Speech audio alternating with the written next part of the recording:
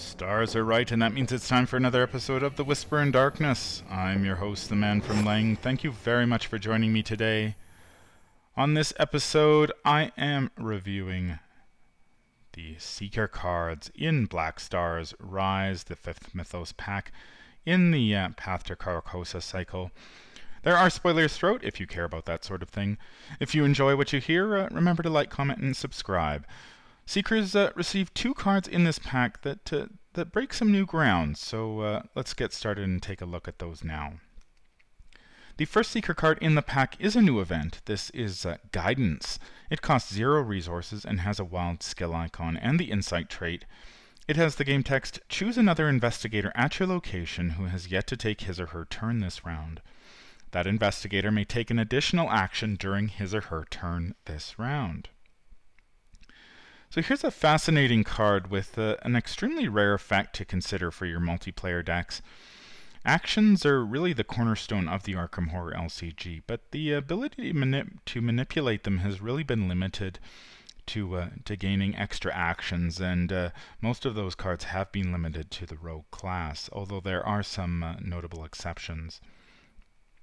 The only way an investigator could quote-unquote give another investigator an action was by discarding a police badge, which is a guardian card from the core set.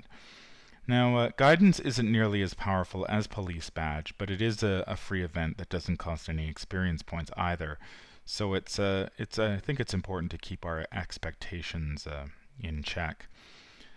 Guidance's effect is pretty straightforward. The investigator who plays Guidance takes a small tempo hit by playing the card, so another investigator at his or her location can gain some tempo. You're not generating action advantage so much as just shuffling the available actions around the table in the hope of getting a little bit more bang for your buck.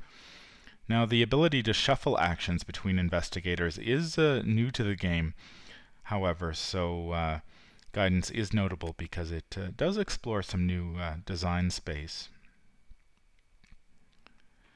There are a few ways that you can mitigate the tempo hit from Guidance.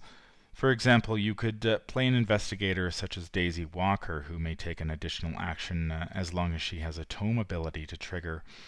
In this case, you're essentially shifting the action advantage from Daisy to another investigator. You could certainly pull off the same trick with Marie Lambeau, who can take an extra action to play a spell or activate a spell ability, or Jenny Barnes if she has an ally like Leo DeLuca in play. I was chatting with Frank over at the Drawn to the Flame podcast, and he suggested Guidance may also find a home in a Roland Banks deck. Seekers tend to busy themselves gathering clues during a scenario, so playing Guidance may not be in their best interest. However, Roland may have time on his hands if there are no enemies on the board, and so Roland could play Guidance to transfer one of his actions to the Seeker, who could use it to pick up an extra clue that round. That's a cool little interaction that I hadn't considered, and if you don't happen to need Guidance, you can always commit it to a skill test for the wild skill icon, which is about as versatile as you get. It's difficult to theory craft for a card like Guidance because its value depends a lot on the board state. However, I can think of quite a few different situations when Guidance would be useful. Perhaps Roland Banks needs to kill an enemy that he's engaged with, but he needs 4 actions to do it. Perhaps he needs to engage an enemy at a nearby location, but he also needs to play the machete that's been languishing in his hand.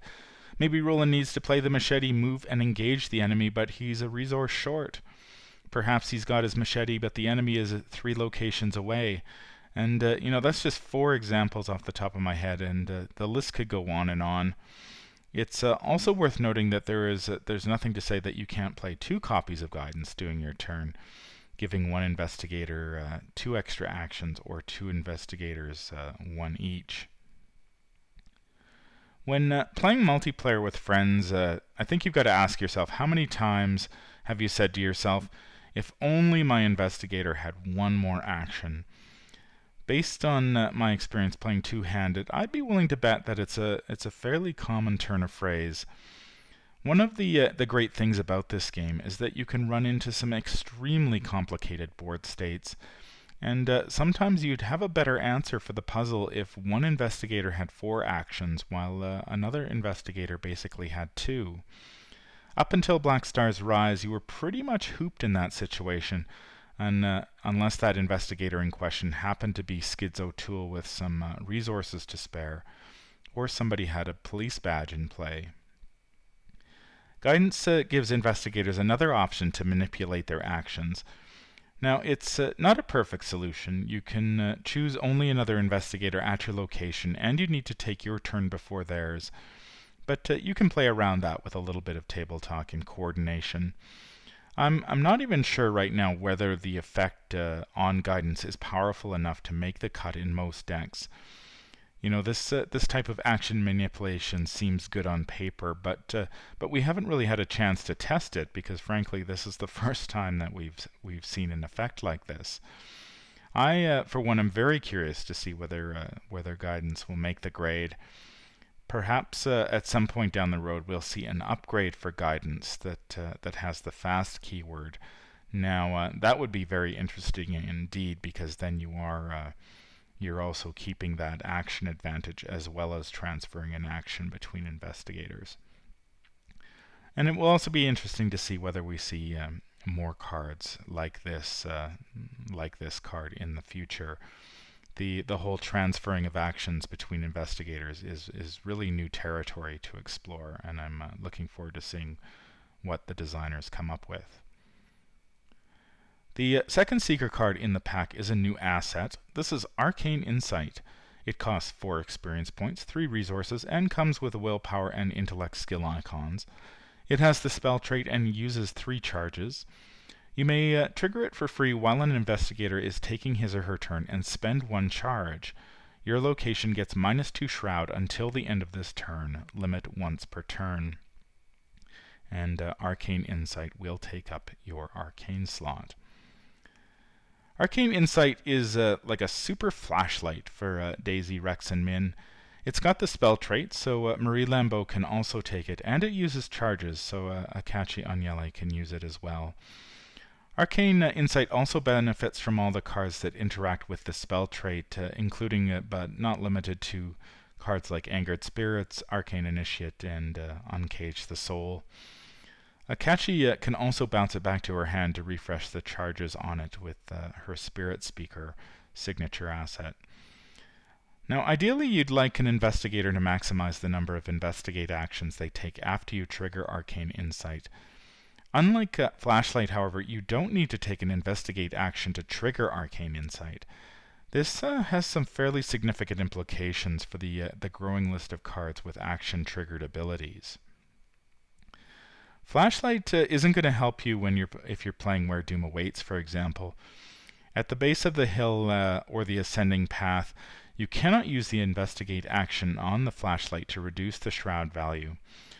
If you want to put a diverging path or altered path into play, you need to take the investigate action on the base of the hill or the ascending path, respectively. Arcane Insight can also help you get around this problem. If you trigger it at the beginning of an investigator's turn, you can transform the shroud value at the base of the hill or the ascending path from 3 to 1 in the blink of an eye. That's a big deal for investigators with low intellect. It's just too bad that the investigate action at the base of the hill is limit once per round, so you can't pull off 3 investigate actions with it. If you're playing the Path to Carcosa campaign, Flashlight isn't going to help you clear the Doom off of a location affected by Spires of Carcosa or defeat the man in the Pallid Mask using his investigate action. Arcane Insight can do both. Both of those cards can be a real pain if they end up on a high shroud location, so having a tool to help deal with that is very nice. And there is at least one location in Black Star's Rise where Arcane Insight would be invaluable, and I expect to see many more locations with investigate actions in the future. So Arcane Insight's stock is only going to go up from here. Arcane Insight also combos with the upgrades for archaic glyphs that were released in A Phantom of Truth. If you're able to lower the shroud value of a location with Arcane Insight while boosting your intellect with a higher education, you may be able to discover, 2 or even 3 clues with archaic glyphs guiding stones. If you happen to be playing multiplayer, Arcane Insight is one of the few ways you can help an intellectually challenged member of your team during an investigate action. If that investigator happens to be equipped with a flashlight of their own, you could reduce the shroud value by a total of 4, which should be enough for all but the darkest, dankest locations in the game. I could certainly see playing Arcane Insight either alone or in combination with Flashlight if you're tackling scenarios on hard or expert difficulty. If you can reduce the shroud value of a location to 0, it really doesn't matter how many negative tokens are in the Chaos Bag. The only one that matters at that point, of course, is the Tentacle. Arcane Insight's effect is unique because it's the only way to lower the shroud value of a location without taking an investigate action. This can help not only you, but also your fellow investigators gather clues more effectively, and it can deal with those really irritating encounter cards with action-triggered investigate actions. Now, while I really like this effect, I'm not convinced it's an auto-include, especially if you're playing a hardcore seeker. Cards with the action-triggered investigate actions, such as the Base of the Hill, the Man in the Pallid Mask, or Spires of Carcosa, are still relatively rare, and any seeker worth his or her salt should be well equipped to power through them without resorting to Arcane Insight. Seekers have the highest intellect skill values in the game, and there are plenty of cards in the class that can boost that superior intellect to insanely high values. If a seeker is running Dr. Mile and Christopher in higher education, and let's be honest, many seekers do, you can boost your intellect to the point that the shroud value on locations becomes largely irrelevant, unless you're playing on hard or expert difficulty. If shroud values are largely irrelevant, then Arcane Insight also becomes unnecessary. At that point, a seeker is really better off investing those 4 experience points in cards that speed up their tempo, such as Level 2 Deduction from the Essex County Express, Archaic Glyphs Guiding Stones from A Phantom of Truth, or even a card like Deciphered Reality from Lost in Time and Space. Arcane Insight, I think it makes a lot more sense in toolboxy decks that don't have the raw power of cards like higher education at their disposal. If you don't have a way to gather multiple clues per investigate action, lowering the shroud value on a location so that other investigators can help pick up the slack is certainly a viable option. I think Arcane Insight will also find its way into decks that need to deal with a specific roadblock. If you're trying to solo the Dunwich Legacy with Akachi, for example, I really think you just bite the bullet and shell out 8 experience points for 2 copies of Arcane Insight, just so you've got a fighting chance against where doom awaits. Arcane Insight is expensive, but Akachi has few other options given her intellect of 2. And that location I mentioned in Black Star's Rise is also a significant stumbling block to some investigators, and Arcane Insight would really come in handy at that point. That's going to do it for my look at the Seeker cards in Black Star's Rise. Both cards in this pack explore some new territory. Guidance enables investigators to shuffle actions between them, which is something we haven't really seen before.